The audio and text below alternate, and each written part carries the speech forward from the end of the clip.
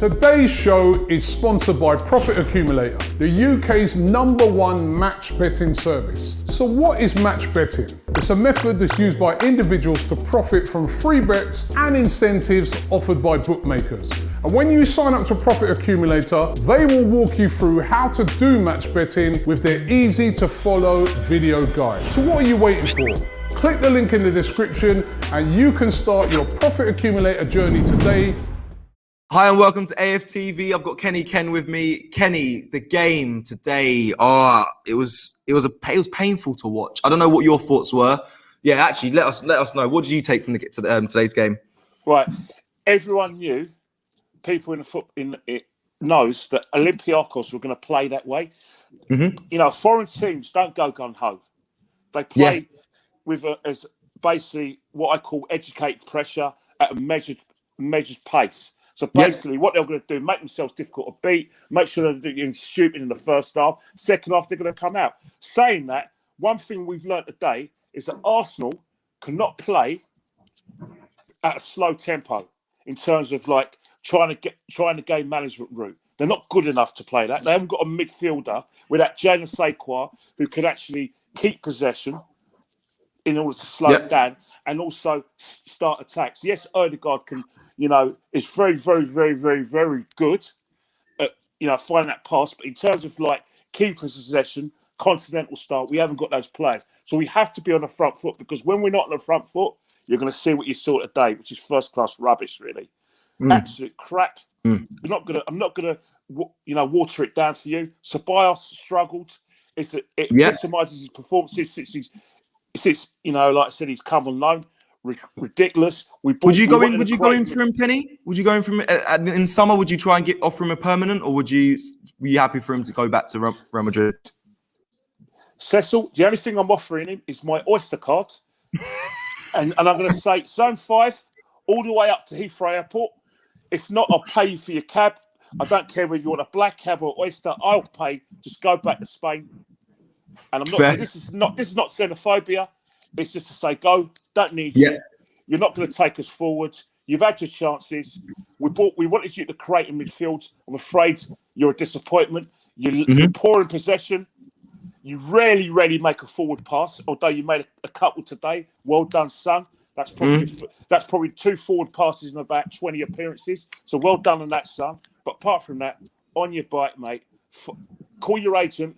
Try and get back into Real Madrid's team. Go back to La Liga. Go back to Spain.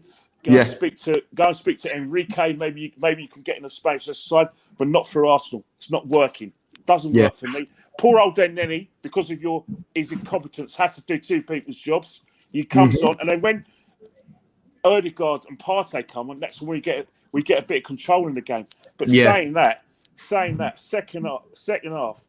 Had Olympiacos not been tired, had they had not been careless of possession in the last third, they would have bodied us because we were there for the taking, absolutely there for the taking.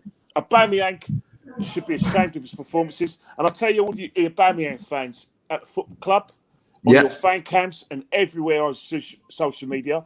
If you see the highlights today, you're going to be fooled to say that he had a good performance. You're going to look at the chances he missed in the first half. You're going to look at the couple of chances he had in the second half and the rebound. But don't be fooled by that. It was first-class rubbish, really. You're speaking to a lot of people here, and I'm sure a lot of fans, Kenny.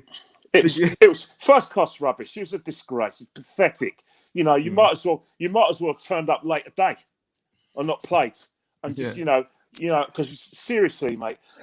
But are we? This epitomises the crap that he's served us all season. Ever since he signed this contract, he's been poor. He's, don't get me wrong, he's been in the goals, but even so, today was pathetic. You want leadership from your captain. It seems like he leaves all the leadership to Xhaka, David Luiz, and all the other senior players, and he goes off scot-free. Wanted to take the glory. Today, we needed our captain to change the tempo of the game. Disgrace. Poor old Lacazette must be thinking, hang on here. Since Boxing Day, I've been at it. The youngsters look up to me. I've been playing well, and yet you've left me out of the team because you want to, like I said, shoehorn Odegaard in the team in order to give this guy service, and then You're getting Kieran Tierney to give him service from the flanks, and yet he's still not playing well. He let the team down on North London derby. I played well in that North London derby. This is Lacazette speaking, by the way, not me. Yeah, I'm with you. I'm not getting a game. I'll be kicking down Mikel's door and saying, what the hell's going on here? Because this isn't on. The performance is not on. Because let me tell you something now. Moving forward in this competition, we're going to be playing better teams. We're going to be playing teams who can pass the ball, who are not going to be found flat, floundering in the last third, like Olympiacos were. Who knows? They probably wouldn't be in a position where they get themselves into some sort of fatigue. Yes, quickly, Kenny. So what would you do? Would you play Aubameyang in the league and then play Lacazette going forward now in the Europa League, or would you would you put Martin? What would you do going forward? Well, Martinelli, I won't play. Let's be honest about Martinelli. As much as I have my differences with managers' methods, I agree with him on Martinelli. Martinelli isn't fit. His application is poor. He is what he is, a raw player. Yes, we got excited about what happened at Stamford Bridge last season and the opposition performance here and there, but he's 19, all right? He hasn't matured as a footballer. We haven't got no time to wait. We're in the results business. We still deludedly, I know, think we can get in the top six and get in the Europa League through the league. Yeah. And we deludedly, probably, think we can win this tournament, which means we can't wait for Martinelli to learn, the aspects and the fundamentals of a striker right now. Forget it. Wait your turn, son. This is a results business moving forward. But moving forward, in terms of Aubameyang, it's got to be performance-related now, Mikel. Play a player and performance, all right? Because at the end of the day, you're going to need Lacazette if Aubameyang F's up again or gets injured. And then you've got to turn to him and motivate him to give his all for the side. Now, your man management has to be spot on because you need to look that guy in the eye and say, I'm really sorry, mate. I fucked you right over because I've allowed this. I've basically prioritised my captain, who's shown no leadership on Sunday, was very poor today, and you've got to be able to motivate Lacazette when he comes aside. Because I'm sorry, Aubameyang's performances are not good enough. But anyway, moving forward, I'm going to leave this with you now.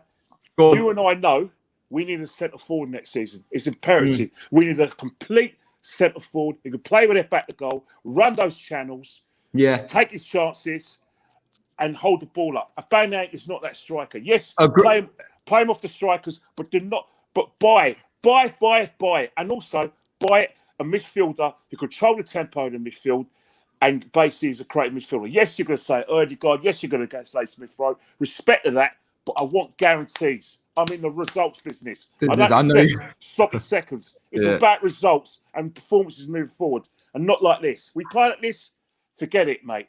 Forget it. By Easter, our season's over. Buck up, Arsenal.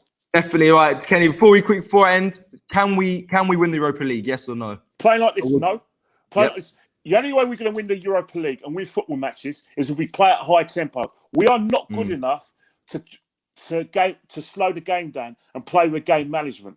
All right, our version of playing game management is Xhaka trying to win the free kick and I'm hugging the ball and saying, "I'm not going to give the ball back until you give me a free kick." That's our game management. High tempo. Yes, it's not possible, but it's the only way we're going to win matches because we slow it down just by a fraction. We're getting bodied.